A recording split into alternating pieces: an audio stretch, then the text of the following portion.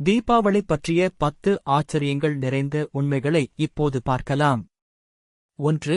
தீபாவளி பண்டிகை தமிழ்நாட்டில் ஒரே ஒரு நாள் மட்டுமே கொண்டாடப்படுகிறது. ஆனால் வட இந்தியாவில் அது பஞ்ச தினங்களாக 5 நாட்கள் கொண்டாடப்படுகிறது.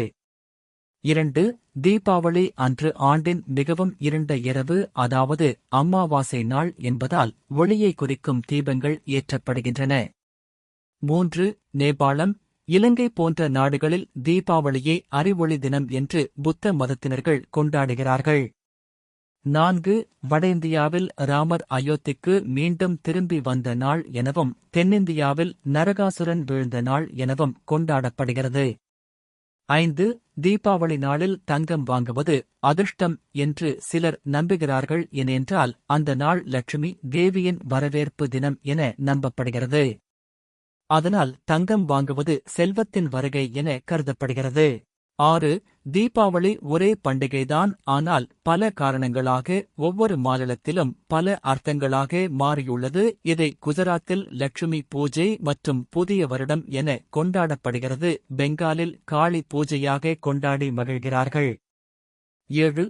தீபாவளி சூரியனை அடிப்படையாக கொண்டது அல்ல, மாறாக சந்திரனை அடிப்படையாக கொண்ட பண்டிகை. தீபாவளி தேதி ஒவ்வொரு ஆண்டும் மாறும், காரணம் அது அமாவாசை நாளில் வரும் என்பதால். 8. தீபாவளி இந்தியாவில் மட்டுமல்ல, சிங்கப்பூர், மலேசியா, நேபாளம், மொரீஷியஸ், கயானா என 10க்கும் மேற்பட்ட நாடுகளில் தேசிய விடுமுறை அளிக்கப்படுகிறது.